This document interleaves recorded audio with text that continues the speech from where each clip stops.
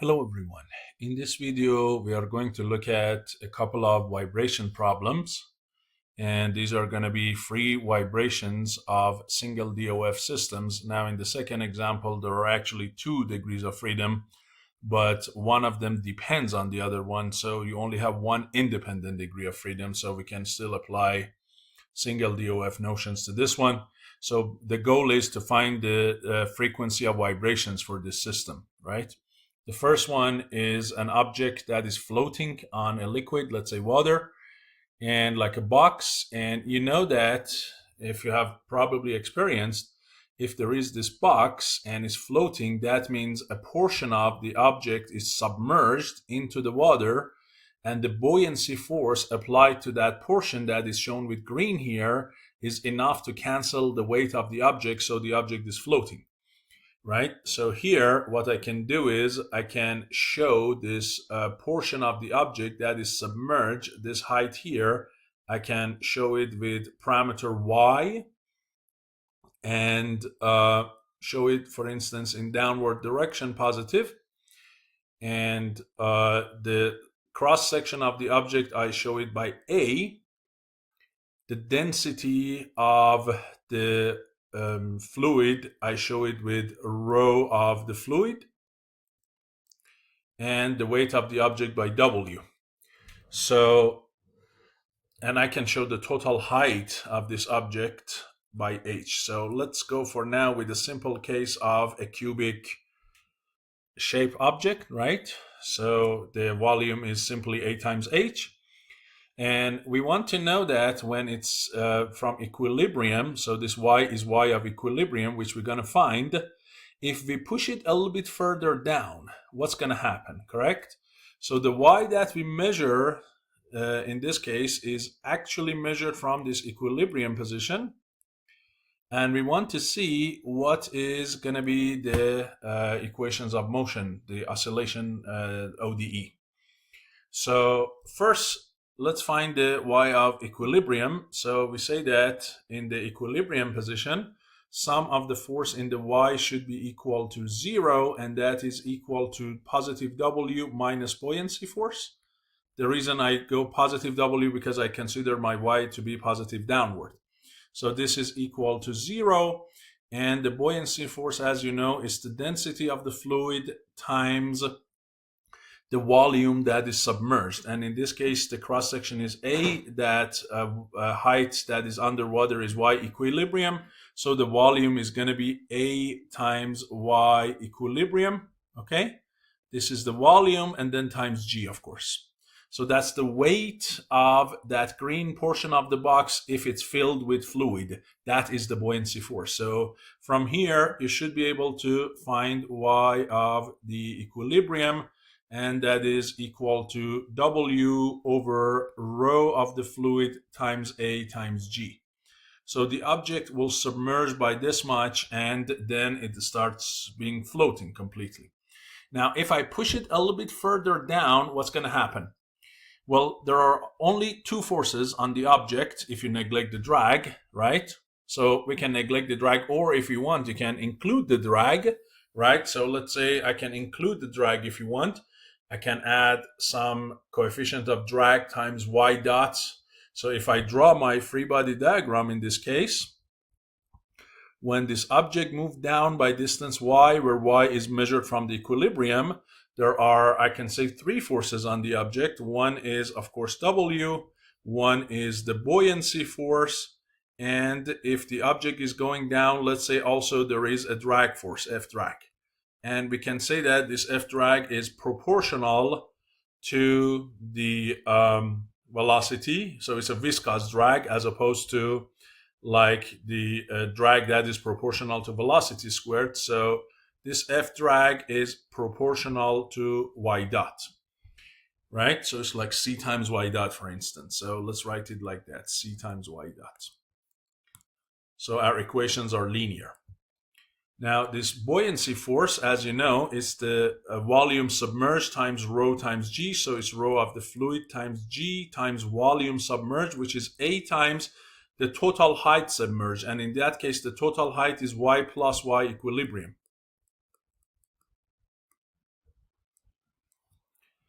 So these are the three forces acting on the object. So now let's write the equation of motion. So sum of the forces in the y direction, it is going to be W minus buoyancy force minus drag force. This is equal to m times y double dot. And here, if we continue, it's going to be W minus rho of fluid times A times G, and I'm going to expand this, so I multiply this by both of them, so minus Y minus rho of the fluid times A times G times Y of equilibrium minus some constant C times Y dot equals, and for W I write it as, for M I write it as W over G times Y double dot. Now as you know, here this portion of the equilibrium force should cancel my W, right? They are equal to each other. So here I can simply get rid of these two because they are equivalent to each other, right? They cancel each other, and guess what? This is my equation, W over G times Y double dot plus C times Y dot, and then plus rho of the fluid times A times G times Y equals 0. So here we have a second order linear differential equation with all constant coefficients, and it's homogeneous. So if we compare it to the standard format of a mass spring damper system, this is like, for instance, my double dot plus cy dot plus k times y equals 0. You see that this entity here corresponds to my k, this is the same c, and this is my m, which is of course in this game also m. So if I want my damped frequency, omega d equals omega n times 1 minus zeta squared under square root, where omega n here is square root of k over m. And for this case, my k is rho fluid A G, and for m I have to use basically I can write it as m because this W is equal to mg, so I can write mg if you want. So that is my omega n, and then zeta here equals c over 2 times square root km. In this case, c is the same c, right? So I can, as I said, replace this by m. And 2 times square root of m is m, k, I just replace it over there. So rho of the fluid A, G, M. That's it. So now I can go ahead and plug both of them in here, right? So this is your omega n, and this one is your zeta, and you should be able to get everything under the square root. And this is for omega n. It goes under the square root, right? Because it has a square root itself, times 1 minus zeta squared.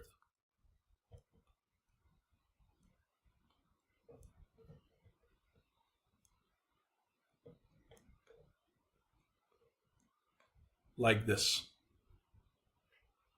And here we can simplify if we want. It's going to be square root of. Now you see this guy here and this one, they are the same thing. This portion. If I get rid of that 4, right? So it is going to be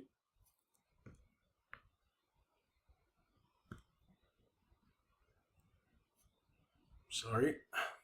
Let's make sure that I did not rho of f a g over m minus c squared over 4 m squared. Yes? And you can even go one step further and bring it out. So it is going to be square root of something over 2m. And that is going to be 4 rho of f a g minus c squared, like that. There we go. So I guess we found the damp frequency of the system in this specific case. So the system will be, the response is going to be a harmonic, and this is the frequency of that vibration, of that oscillation going up and down in radians per second.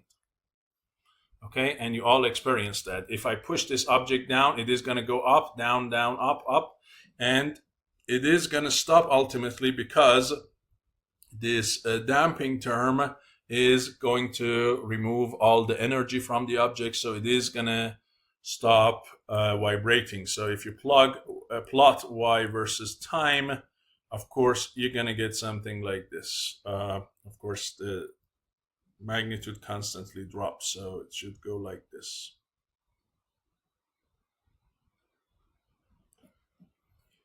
So this is the first problem. Now the second problem is a little bit more involved, and to make a difference here, I want to solve this problem with work energy as opposed to Newton method. So you can see solution with different techniques. And here I can combine the two FBDs into one FBD, or I can have two separate FBDs, but since they are related to each other, and the x, that is the motion of mass m1, is the same as motion of the center of this roller, so that is also x, then I can just combine them that way. This rope that you have, this connecting element that you have between them, the force of it can be neglected. So in this case, if I draw the free body diagram, let's see if I can insert a simple shape, right?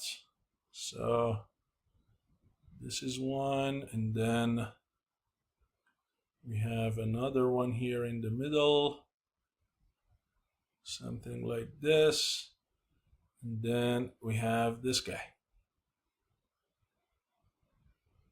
And of course we can connect them with a line, like that. So what forces do we have in this system? Well, we clearly have M1G here. We have a normal force from the ground, N1. This force we can neglect it, it's an internal force. When X moves to the right, the spring and the damper are gonna push back. So these forces are gonna be C times X dot and K1 times X. For the roller, of course, we have M2G. We have a normal force from the contact point here, N2. And since this object is going to be rolling this way, then there will definitely be a static friction here. And then we have the spring force here. Now, when this object rolls, this point moves forward, so the spring force is going to be backwards like this, and this is going to be K2 times the total displacement of this point, whatever it is, which we're going to calculate in a second. But basically, this is what you have, okay? So this is the free body diagram of the combined system. And as I said, I'm going to use work energy. So first, let's find how much the end point of a spring K2 moves to the right. Now, if you know kinematics, so here we have this disk, and this point is a distance A, as you can see, off from the center. This object is moving with theta here, with angle theta. The center is moving X. And we want to find here, this one. How much is that? Well, one assumption that we have to make our equations linear, we assume that this x is small. If the x, which is displacement of mass m1 and center of this disk, is small, then this angle theta could also be assumed to be small. Now, what relation exists?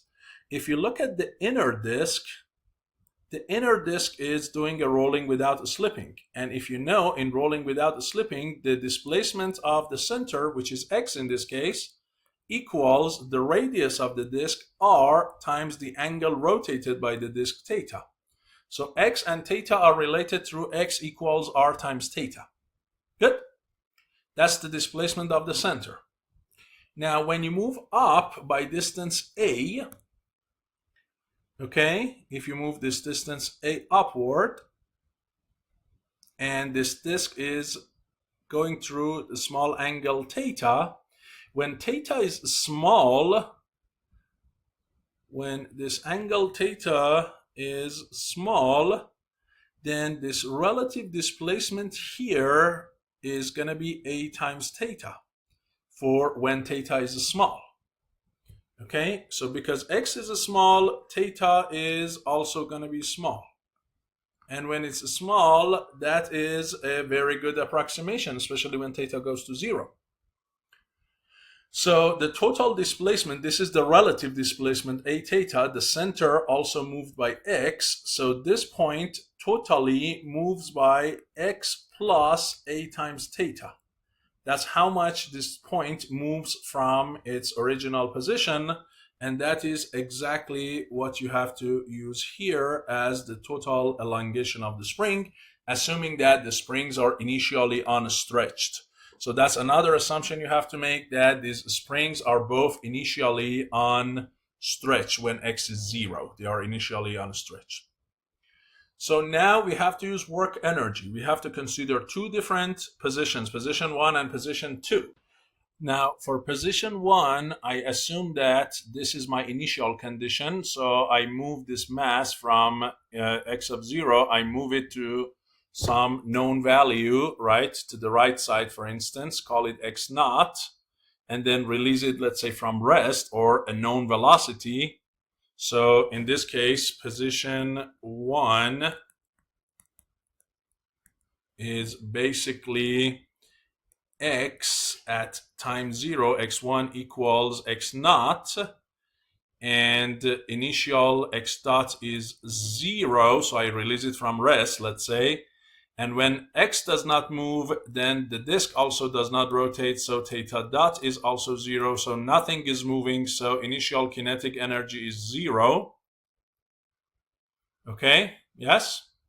So this is my position 1. As I said, I move both of these, the center of this and mass m1 by x naught. This is position 1. And then once I let it go, the spring and the damper push back, so it is going to come back, tries to come back to the original position, and somewhere arbitrary in the middle, I would call it arbitrary x. So my position 2 is just arbitrary x, right? X is just equal to x, and theta is arbitrary theta. None of them is equal to 0. And of course, the velocities are not equal to 0 as well, because they are not equal to 0, and I'm not at the rest point, and so kinetic energy 2 is clearly non-zero, as well as my x and theta. None of them are also 0. So this is an arbitrary position between the end point and the middle point. And now between these two, I'm going to write my work energy equation, W12 equals K2 minus K1. So let's go ahead and expand it. Now in this system, although we have a bunch of forces, but only a few of them are doing work, which ones? Well, clearly the only ones that are doing work are these ones that I highlighted in yellow for you, basically the spring force and the damper, because the friction force Fs and N2 are applied to a stationary point, and instantaneously stationary point, they don't do work, and M2G, M1G, and N1 are perpendicular to the direction of motion. So it's only three forces that are doing anything: spring 1, spring 2, and damper. That's all there is. So, and K1, remember, it's the endpoint, so there is no kinetic energy for that. So if you want to expand, this is going to be W12 of spring force 1 plus W12 of spring force 2 plus W12 of the damper, and finally we have K2. Now, what are the formulas for them? So as you know, the formula for spring force is negative the constant of it times final deflection squared minus initial deflection squared.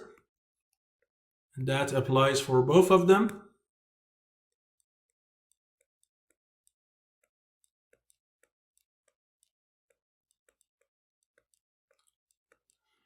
And the work for the damper is equal to, since the damper force is variable with respect to time, right? Damper force depends on x dot, and x dot is not constant. Therefore, we have to calculate the work of it like a variable force, which is by integration. The angle between damper force and displacement is always 180, and cosine of that is -1. So this is going to be negative integral from initial displacement to arbitrary final displacement of damper force times the small displacement integrated. Now for K2, here we have two objects. The first one is the cart that is with no dimensions, so you can treat it like a point mass, a particle, and it only has a translational kinetic energy, so it's simply 1/2 m1 x dot squared. But for the second object, the rolling disk, this one basically has two terms, a rotational term and a translational term. The translational term is 1/2 mass of it times velocity of the center, which is also x dot squared, plus 1/2 I about the center, which is given here as I naught, times omega of it, which is theta dot squared. There we go.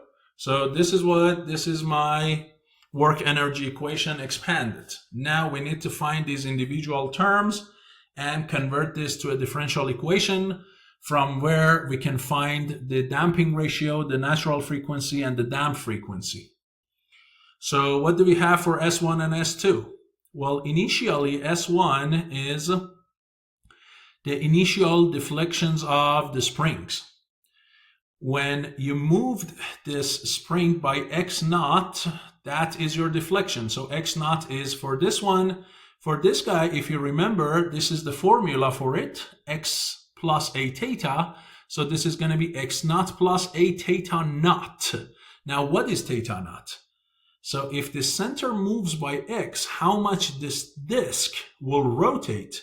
And for that, we have to come back to this formula. Look, this is the relation between displacement of the center O and the angle. So if this distance is x naught, then theta naught, coming from this formula, the initial rotated angle is going to be x naught over r. And if I plug it up to here, it is going to be x naught plus a x naught over r, correct?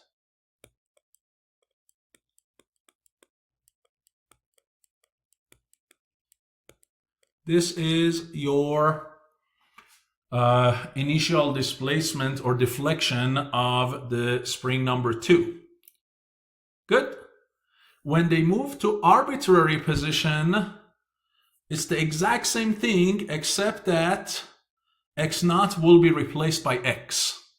So if I go back and go here, S1 is going to be, for this guy is going to be x naught. For this guy is going to be x. For this one is going to be x naught. And if you want, you can factor out a 1. So it's going to be 1 plus a over r. And this one is going to be x times 1 plus a over r. And this term is going to stay. Now, one thing I can do for this is instead of integral versus x, I divide this by a dt and multiply by a dt. And I'll tell you why in a second. So I write it like this. If I do that, this term here, it is going to be another x naught. So this whole thing is going to be negative integral from x naught to x of c x dot squared dt. That's another way to write it. The other thing we need to get rid of is this theta dot. We want to write everything in terms of x dot. And for that, all I need is to go back to this original equation and take a time derivative out of this. And you'll see that x dot equals r times theta dot. So theta dot is x dot over r, and that's all I need. So if I come here for this, I write it as x dot over r, and then of course squared. So far, this is my equation, right? If you want, we can write the whole thing a little bit nicer. So it's going to be negative k1 over 2x squared plus k1 over 2x naught squared minus k2 over 2 times x squared 1 plus a over r squared plus k2 over 2 times x naught squared 1 plus a over r squared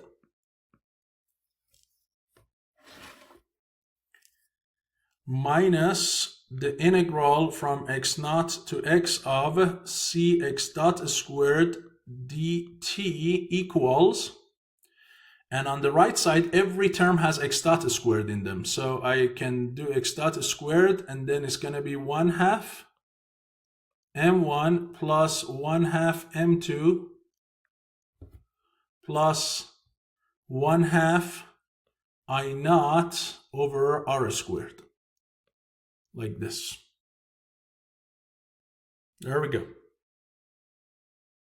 So this is my work energy equation of the motion as of now, and although this is a differential equation, but it involves an integral versus time, which is not what I prefer to have. So I take a time derivative out of this. The good thing about time derivative is not only the time derivative and the time integral would cancel each other, also it will take care of these constant terms, this one and this one. These are only constant terms. So when you take time derivative, they disappear. So you're only down to the derivative of k1 over 2x squared. And here you're taking time derivative of x squared, so you have to use a chain rule. So the derivative is going to be negative k1 and then x dot. Please pay attention to the chain rule here. You are not taking x derivative of x squared, you are taking time derivative of x squared. Then we have this guy. This one is going to be k2 times 1 plus a over r, the whole thing squared, of course, x dot. The integral and derivative would cancel each other, so you simply get negative cx dot squared. And on that side, you get all of that big term, and they all have a 1/2, so I can get rid of the 1/2 of all of them with that 2. So I get this one, and then the derivative, time derivative of x dot squared is x dot x double dot, okay?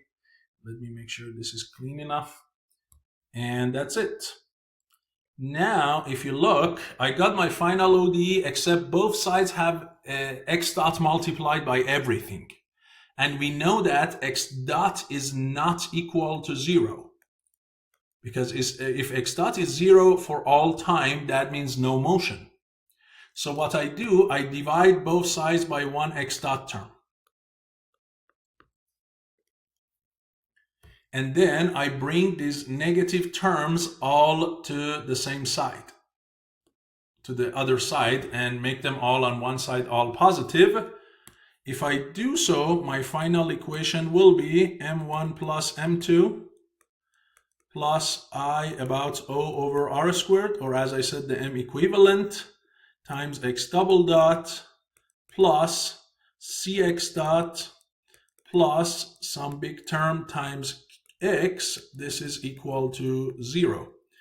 And that term is K1 plus K2 times this guy squared.